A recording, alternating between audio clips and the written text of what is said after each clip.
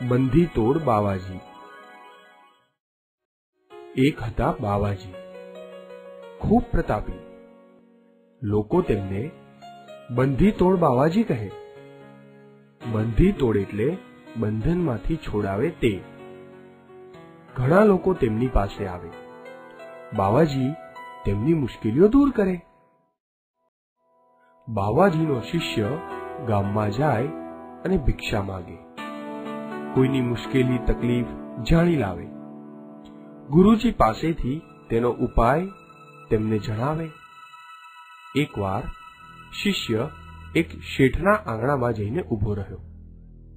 ત્યાં રાખેલા પોપટે શિષ્યને કહ્યું, તારા ગુરુજી બધાયને બંધનમાંથી છોડાવે છે, તો મારી મુક્તિનો ઉપાય પણ પૂછજે। શિષ્ય ગુરુજી પાસે આવ્યો, પોપટને બંધનમાંથી છોડાવવાનો ઉપાય પૂછ્યો। બાવાજીએ કાંઈ પણ જવાબ આપ્યો નહીં ને એ તો એકદમ જમીન ઉપર ચટ્ટાપાટ પડી ગયા। ડોકી મરડાઈ ગયેલી, આંખો ફાટી ગયેલી, જાણે મૃત્યુ પામ્યા ના હોય। આ જોઈ શિષ્ય એકદમ ગભરાઈ ગયો।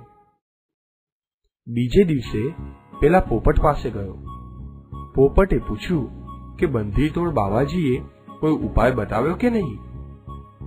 શિષ્યએ ઉપાય પૂછવા જતા બનેલી ઘટના પોપટને કહી સંભળાવી। પોપટ ખૂબ જ સમજદાર હતો, તે બધું જ સમજી ગયો। બીજે દિવસે શેઠાણીએ જોયું તો પાંજરામાં પોપટ ચત્તો પાટ પડ્યો છે, આંખો ફાટી ગઈ છે, ડોક મરડાઈ ગઈ છે। શેઠ શેઠાણીને લાગ્યું કે પોપટ મૃત્યુ પામ્યો છે। આથી તેમણે પોતાના નોકરને બોલાવ્યો, મરેલા પોપટને કાપડમાં વીંટાળી દૂર નાખી આવવા જણાવ્યું। નોકર ગામની બહાર દૂર એક તળાવના કાંઠે પહોંચ્યો, કપડામાં વીંટાળેલા પોપટને ત્યાં નાખ્યો, પણ ત્યાં તો એક આશ્ચર્ય જોયું। પોપટ આળસ મરડીને બેઠો થયો અને પોતાની પાંખો ફેલાવતો સડસડાટ કરતો ઉડી ગયો। નોકરને ખ્યાલ આવી ગયો કે છૂટવા માટે પોપટે યુક્તિ કરી છે।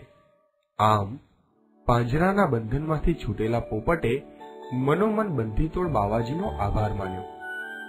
ખરેખર સાચા ગુરુ મળે અને સમજદાર શિષ્ય હોય તો ચપટીમાં મુક્તિ મળે। બંધી તોડ બાવાજી। એક હતા બાવાજી, ખૂબ પ્રતાપી। લોકો તેમને બંધી તોડ બાવાજી કહે। બંધી તોડ એટલે બંધનમાંથી છોડાવે તે। ઘણા લોકો તેમની પાસે આવે, બાવાજી તેમની મુશ્કેલીઓ દૂર કરે।